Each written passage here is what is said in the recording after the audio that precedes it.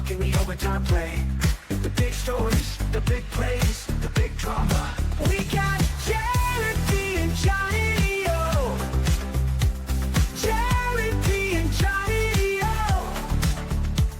Jared P and Johnny O. Jared P and Johnny O. Welcome to Overtime with Jared P and Johnny O. I'm at the beach, only vacation of the year, so we're making it work. And Johnny's at home on the grind, working. Just grinding it, man.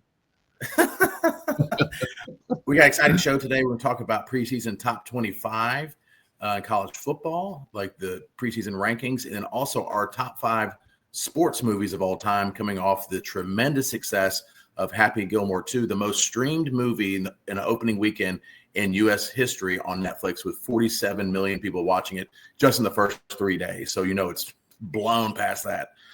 Anyway, Johnny, our title sponsor? Estate Jewelry and Loan. He's got something old and something new. Estate Jewelry has a great selection of new and estate jewelry, and you can really find a nice, unique piece in Brian's showroom. He's got a beautiful showroom. It's estate jewelry, diamonds, and watches. He's got it all. Check them out at 2511 Battleground Ave and also at estatejewelryloan.com.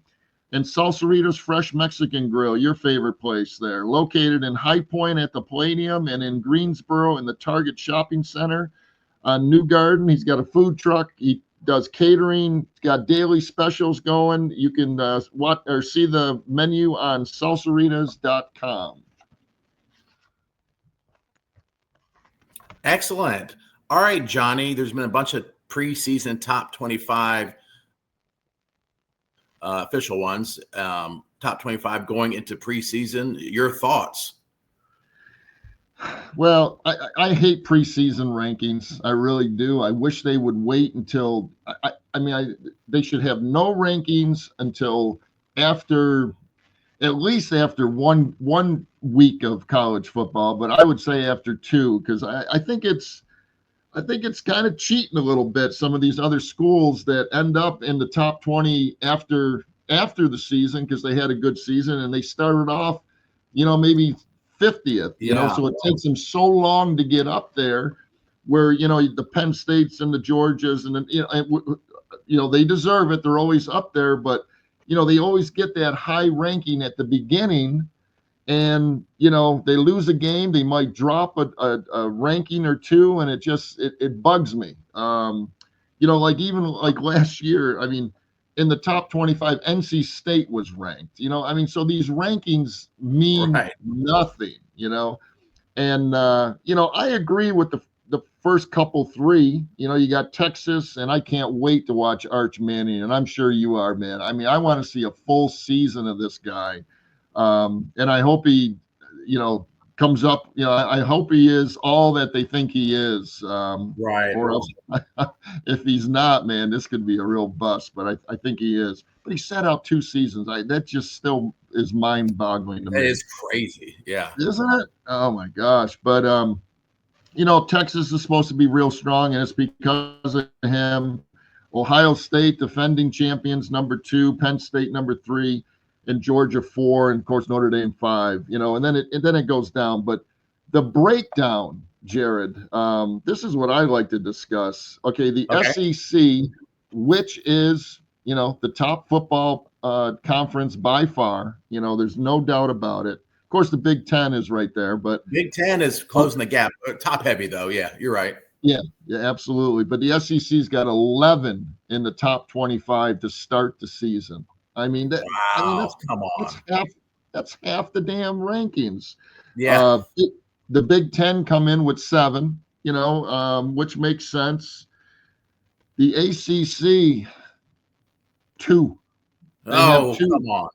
Because we can't count Notre Dame as one. They're not in the conference during football. Which come on, man. But they play a lot of the ACC. But because you got Clemson and Miami are the top teams in the ACC. I don't like that. I think the ACC is a little stronger than only two in the top 25, but at the end of the season is when it counts. So these preseason rankings again mean nothing. Notre Dame's high, but they're an independent, so they're number 5.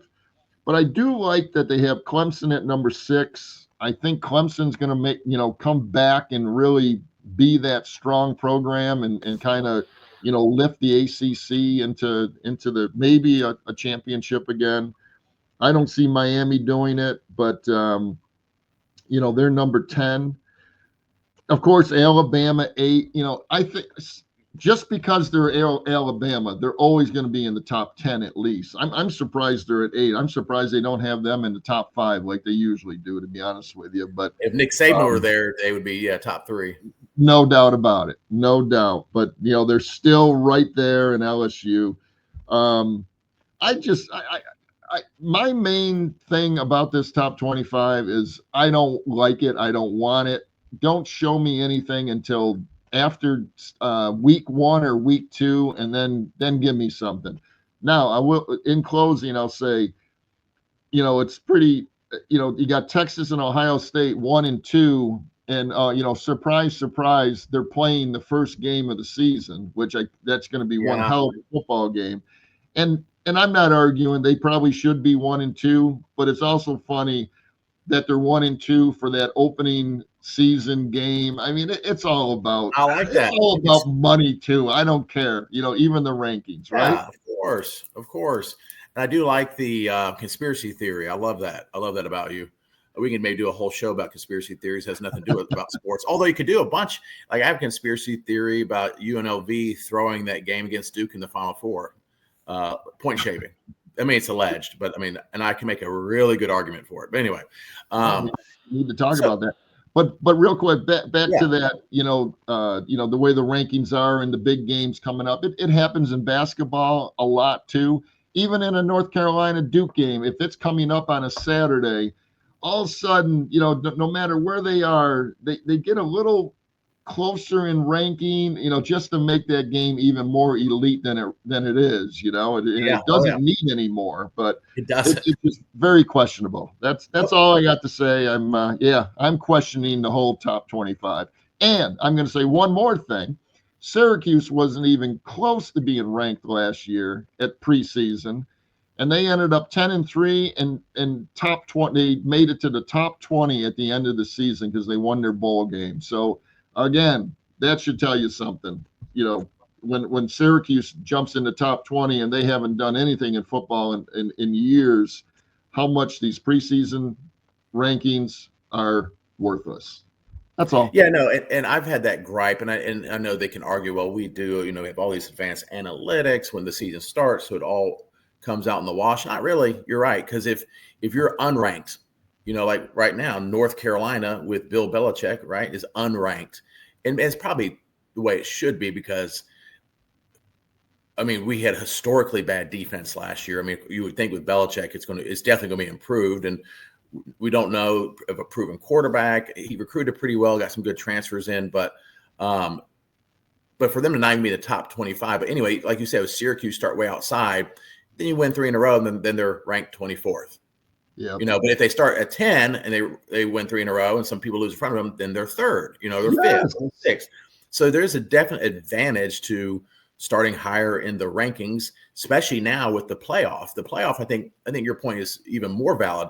With the 12-team playoff, where you start is very important because you can be a 2-loss team sometimes, maybe a 3-loss team and make the playoffs. But if you're starting not ranked, you're taking all season to climb. And then, of course, let's say you're a Syracuse or maybe a smaller school like a Boise State in the past. They've obviously become a very good football program. Or there's been tons of examples over the years of non-traditional football powers, non-Power 5 conference teams that go on a run. So maybe you're 7-0, and now people are paying attention. Now you're 15th in the country, and then you lose one close game, maybe to a rival. Then they drop you down like 7-8. You drop more because they're like, see, we told you. Yep. But if Alabama loses even to like a cupcake, not like a cupcake, but like a Power 5 team that's not good, they'll drop two spots. But if Yeah, a team that, yeah, exactly. perfect example. You mentioned Alabama. They had 3 losses and they were still in the playoff hunt at the end, Right. because of what you're saying. Absolutely. Yeah, and so when I'm looking at these, I mean, if you have 11 teams from the same conference in the top 25, statistically, it's just unlikely because they'll be playing each other. They won't be in the top 25. So, like, what are we doing? We're saying these are the top 25 teams. If you just by themselves, like this team is a number 4 team in the country, but you got to factor in who they got to play, who they will play, and the fact that, like, okay, if you're playing all these ranked teams, you're going to end up with 5 or 6 losses. You're not going to be in the top 25. I don't know. I'm with you. I'm glad you brought that up. That's a point that needs to be made more. I think it's okay to have a non-official top 25, like just for banter. Like, this is what we think going into the season, but not official rankings. And I think it's at least until they play a non-cupcake team, like a Division II or FBS or FB or whatever the second division is. They've changed it so many times. Yeah. Then you can see, okay, all right, Alabama played, a Power 5 conference team. How do they look then? Okay, we can go from there. I say week 2, week 3, and they can start doing some rankings. Yeah, absolutely. Now the playoff rankings are a good thing because they don't start those until October, maybe first week of October, maybe 5 or 6 games in. That makes sense. Okay. Right. But we're talking about this AP and ESPN, all these rankings, but you don't think that those the playoff rankings have a little something to do with this top 25? Absolutely it does. Yeah, it does. Absolutely. Yeah, they definitely take into account, like, if all the polls are saying these are the top 12 teams, yeah, their advanced analytics might put a team that's maybe on the outside in or higher up in the playoff rankings, but it definitely influences it. The media they kind of we know how that goes. The bandwagon is kind of a lazy approach. Yeah. But yeah. So but yeah, I do think a case can be made, though. Side note, we get into it as closer to the season, that the Big Ten is catching the SEC in dominance as far as winning championships. We'll see with Ohio State, Penn State, but they definitely are top heavy. See, Oregon's in the Big Ten now. Oregon, yeah, you're right. So that's tough. Woo.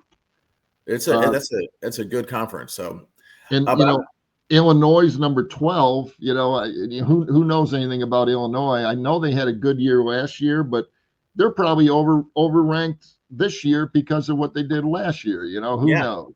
Then Indiana had a great year, and then they're down to 19th. But, it's all about quarterbacks and recruits and transfer portal. So we'll see. Well, and coaching makes a big difference. I think, and not because I'm a North Carolina fan, but also because I'm a North Carolina fan. If Bill Belichick can't get them in the top 25 by the end of the year, boy, that's a failed season. With all his, background, bringing in the front office and the money and all that stuff, you can't be in the top 25 in college football. Yikes! Yeah. I think they will be, though. I think they will be. It's going to be very interesting. If he does really good, I mean, it's going to be incredible. For North Carolina, and all the hoopla around here will be very, very interesting. For guys like you and I talking about it, it's going to be really good. But even on the opposite, if he fails miserably, boy, are we going to have a lot to talk about. Yes. So I don't know what's going to happen. At least a lot of him and his girlfriend are a little bit out of the news right now. He's strictly football right now, but it's going to be fun to watch. It really is. Absolutely. All right, let's do our top 5 sports movies of all time, coming off the tremendous success of Happy Gilmore 2, the most streamed opening weekend for Netflix in U.S. history, with 47 million people watching it in the first 3 days. I think I've watched it 3 times now. Like, I start and stop because things happening. But I've watched the whole thing at least twice, and then parts of it like 5 times at the beginning. And yeah, I enjoyed it. I really enjoyed it. That's the kind of movie it is, man. Anytime you're going to see it on TV come through, you're going to stop on there and you're going to just watch certain segments or whatever, and it'll catch you. But hey, let's do our other sponsors before we get into that. Thank you. Go ahead. Do yours. Surf Hippie Fishing for all your fishing needs. I'm at the beach and I see these fishing rod holders and carts and gear and apparel. And I'm like, oh, it's perfect. Surf Hippie Fishing with a PH. And you go to surfhippiefishing.com for all of that. They have a great website, great social media presence. Elite Performance Chiropractic. They get you back up better than ever with advanced technology and techniques.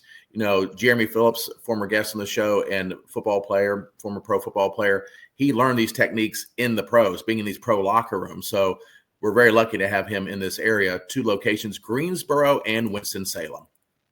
Yeah, and I sent out a message to Jeremy, looking to get him on the show maybe in the next couple weeks before the season, NFL season starts. And then maybe again in September after a couple games, just to kind of get his point of view on that. We also have Shank and Torrance Insurance located in Greensboro, but they serve the entire Triad and state. Brian Torrance specializes in personal insurance, including auto, homeowners, and life insurance. You can reach him at 336-310-1320 for all your insurance needs. And my man Davis Troxler over at Tee It Up Indoor on Battleground Ave with his golf simulators.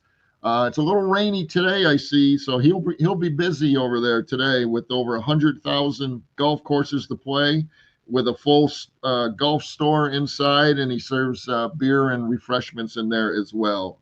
Tee It Up Indoor. Excellent. If you want to be a sponsor on the show, just send any of us a message. It's a very good deal, and the amount of reach you get on all social media is tremendous. And we're on all the streaming platforms, so you can message us on any Overtime platforms or sportscarolina@gmail.com, right? Sportscarolina@gmail.com. Yep. All right. So our top 5. Do you want to do like I do 5, you do 5, you do 4, I do 4? Like you want to do, or do you want me to do all 5 right away? Start us off, and you do your 5, please. All 5. Okay. At number 5, and you're going to see it. You're going to sense a theme with me, at least at the beginning. Major. And let me interrupt. I know we're going to have completely different top 5s. I think that's what I was thinking the whole time here. You grew up watching silent films, so it might be a little bit different. All right. At number 5, underrated. Until you think about it, and you're like, oh, I love this movie. Major League, the comedy with Charlie Sheen. Yep. Pure entertainment. It's a sports movie. It's fun. It's ridiculous. But they actually have some like really good baseball scenes. And they have some, they're the Indians and they're terrible. And in the locker room and, they travel and they have all the stuff. And it's just really, really funny. Charlie Sheen, he did several of those. And he did some other like kind of almost Naked Gun type movies, which, by the way, the new Naked Gun is hilarious. Oh, you have already seen that? It's out? I saw it. Yeah, I saw it before I went out of town. It is hilarious. Oh, I love it. Good. Liam Neeson murders. He's so great in it. So definitely see that. Not a sports movie, but really great. Although the first Naked Gun, there is a sports thing at the end. There's that whole baseball thing at the end where he's the umpire. That might be one of the funniest things. All right. At number 4, I have The Waterboy with Adam Sandler. I love comedies, clearly, right? Yeah. What a fun movie. And then to me, it was like the first one, and I could be wrong. I know they had cameos back in the day, but where they would have ESPN guys, they would cut to Dan Patrick, and that's the thing. So they became friends when he was at Sports Center, and they're like, "This Bobby Boucher, 17 tackles, the world, bringing the college football world to him, and all that stuff." They had Chris Berman, they had all these different cameos, and it made it feel like a real sports movie. And the way he hit was so fun to watch. And the story was so ridiculous. He's this water boy, and people make fun of him. Everyone's seen the movie, and then he just uses his anger to obliterate people. I enjoy it. And then, and they're underdogs. It's a great underdog story. And so, which makes it good. At number 3, best sports movies of all time, Johnny, I think you're going to continue to disagree with me, but I have Happy Gilmore, the first one. Okay. The first time I saw it, I loved it. That's another one. The first one I could watch 2 or 3 times a year, at least once a year, and never get bored of it. And it's just a different take on sports. When you can make sports entertaining and funny and not serious, but then it has that serious thing where towards the end you're like, gosh, I want this Happy Gilmore to win against Shooter McGavin. I like it. All right. At number 2, the second best sports movie of all time, and this was tough because I think a lot of people would have this at number 1, is Remember the Titans. Now that's a sports movie. I mean, that is based on a true story. You have just got the chills when you said it. I'm serious. Great movie. Denzel Washington, of course, the GOAT, in my opinion, of acting, at least for this generation. I just love him as Coach Boone. I can't remember the name of the actor who plays the other coach, or the assistant coach, I guess. He's been a million things. He's great, really great acting. And they caught the essence of football. And the story, of course, it has, a deeper meaning with race implications in that time of, civil rights era, and, having white and black players sharing the field together and coming together. Although it has maybe one of the saddest things ever, when the linebacker gets in a car wreck and is paralyzed. You're just like, it's a true story though. It's like horrible, just they're winning and everything's going well. Then that happens. And the number 1 sports movie, and this is not debatable, no matter what you say, Johnny, to me, with one of the greatest actors of all time, actually 2 of the greatest actors of all time, both deceased at this point, Hoosiers. Okay. So you don't have that. Gene Hackman in that movie is so good. And I think it's based on a true story. I don't know how tight it was to it. I don't know. It just had it was raw. The acting's good. Dennis Hopper as the alcoholic in town, and his son's a good player. And then, they have this tall, skinny white guy that's out there shooting basketball in a dirt court and no net, I don't think. And they go, and there's small school, and they go to the state championship, and Gene Hackman's acting in that, and just the way it turned out, to me, every time I watch it, it makes me almost makes me want to exercise and get in shape, because it just gets me excited. So those are my top 5 sports movies of all time.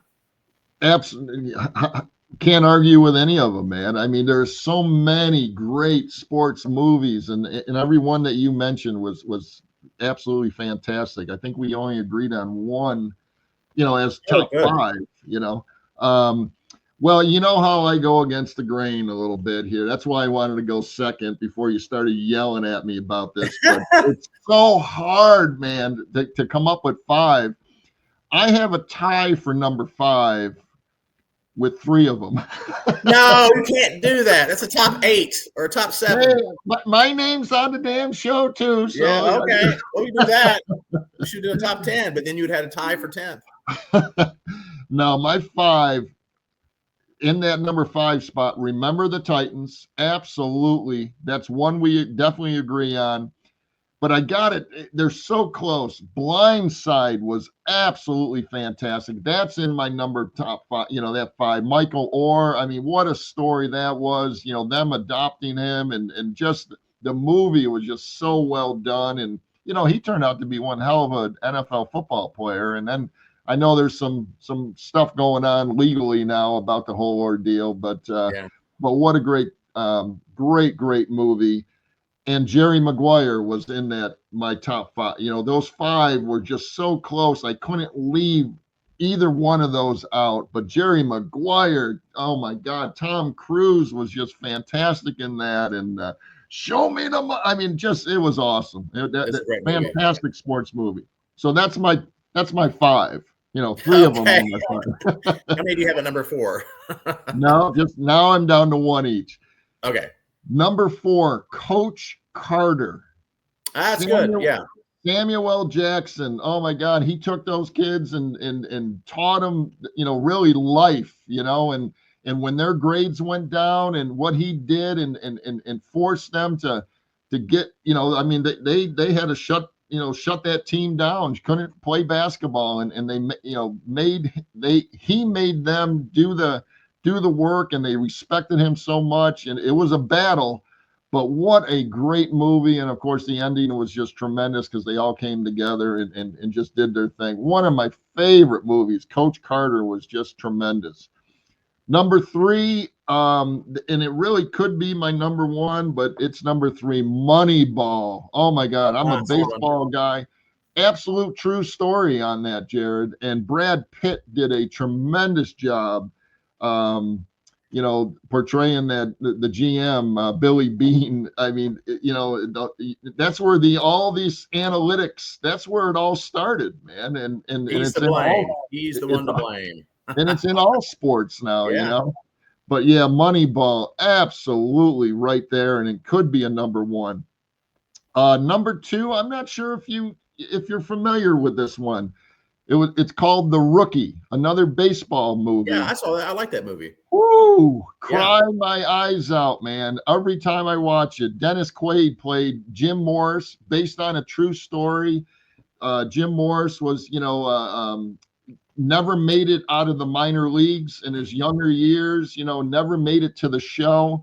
And then he ended up being, obviously a high school baseball coach. And he was, like 40 years old. He was throwing flames to those guys, the high school players for batting practice. They made him, go try out. He had his little son with him.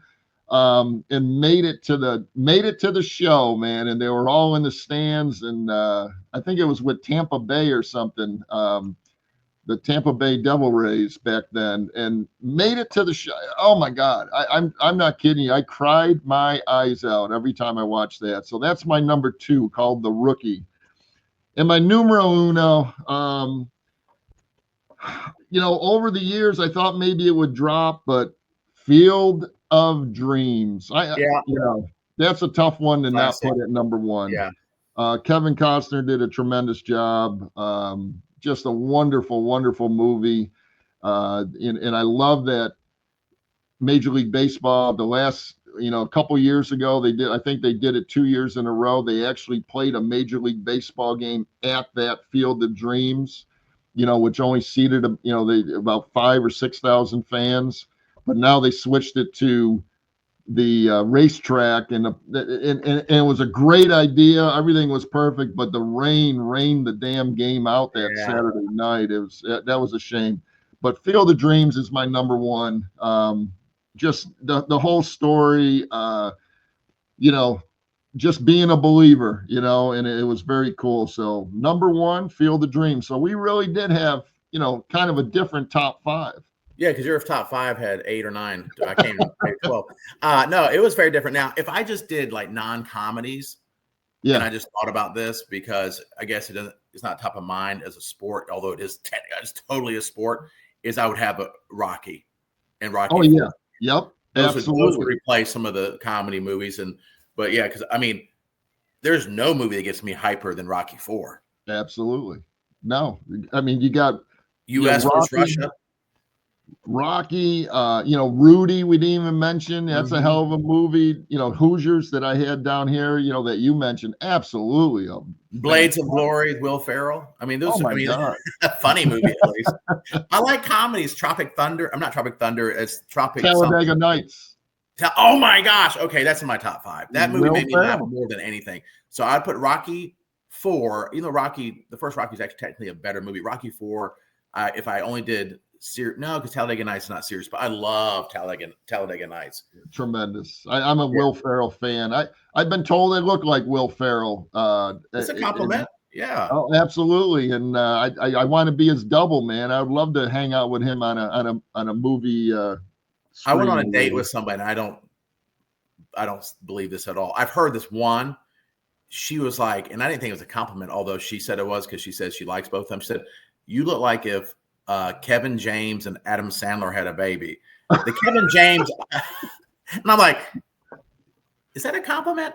And then I've heard Kevin James before I had a beard and I had hair. I've heard that before. I can see that. Sandler, I don't see. And she was telling people when we were out, like, don't you think he? I'm like, can you stop? Let's take a first date. I'm like, can you stop saying this to everybody? Like, I don't look like Sandler. I've never that maybe because I have a beard now. No, I don't see that. Kevin James without a beard, maybe. Yeah.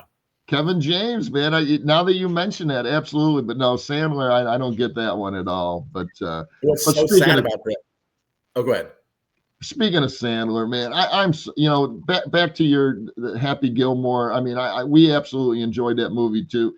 I love that guy, and I just can't stand when people say, "Oh, that he's not a good actor. He's not this. He's not that." I mean, he's Adam Sandler. He does his own thing. He owns his own thing, and you know, I don't think there's a movie that I hate on him. What was that? Did you see the one that he had? What was it called? Gems or? Oh yeah, Uncut Gems. He's a great actor. That wasn't a comedy. He did a hell of a job in that movie. Yeah, he was nominated. Oh, he didn't get nominated for Academy Award, but I think he got nominated for like a Golden Globe or he won some big awards. But I mean, and then he's been, you know, at first, you know, he's doing all the silly stuff, you know, which people love, like Billy Madison and Happy Gilmore and Mr. Deeds, and it goes on and on and on. He's had some stinkers, but everyone does. Little Nicky was kind of weird because he talked like this the whole time. You're kind of like, all right, that's weird. But you know, he takes chances and he's having fun. And he's loyal to his friends who are famous or not famous. He's loyal to his family.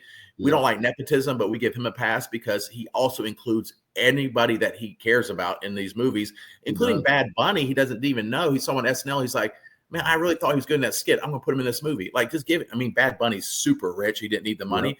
He also does that for people who don't. Like the woman in Uncut Gems, that was her first movie. Julia Fox, she was a Fox. But, I mean, that's her first movie ever alongside Adam Sandler. She barely ever acted before. The Sandman, what I was going to say is, this, you know, time is cruel to all of us. In high school, when I was in shape, had a full head of hair, frosted tips, six-pack. There's a couple of girls like, you look like Mark Wahlberg. And that was, oh man. And now I'm getting Kevin James and Adam Sandler having a baby. That ain't good. Don't like it. But it is what it is. Oh, that's funny. All right, great episode. Oh, go ahead. No, excellent. Hey, a real quick shout out, man. And I don't know if you went Saturday. I ended up going, you know, Sunday as well. The Wyndham did another fabulous job, man. Mark Brazel does a great job. This is a serious tournament now, man, and they had a really nice field. That course, please tell me you just kind of looked at that course is immaculate, man. It's beautiful. Oh, I mean, I mean, you know, Augusta is in a class by themselves at the Masters, but I'm telling you, man, that those fairways and those greens at Sedgefield are absolutely immaculate, and they did a great job. And it was cool to see Cameron Young win it, okay, because he went to Wake Forest and all that kind of good stuff, but he just doesn't have a personality, does he, Jared? No.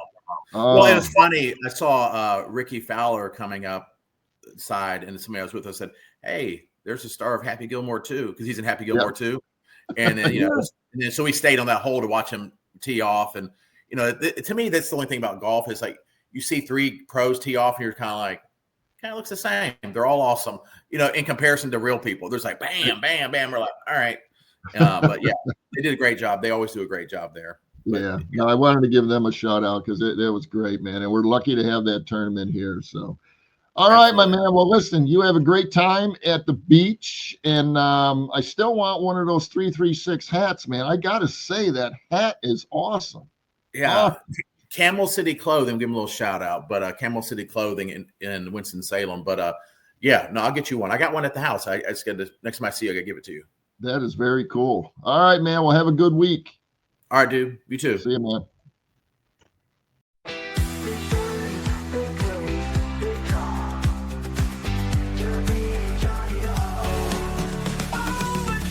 We're not talking overtime pay. We're talking the overtime play. The big stories, the big plays, the big drama. We got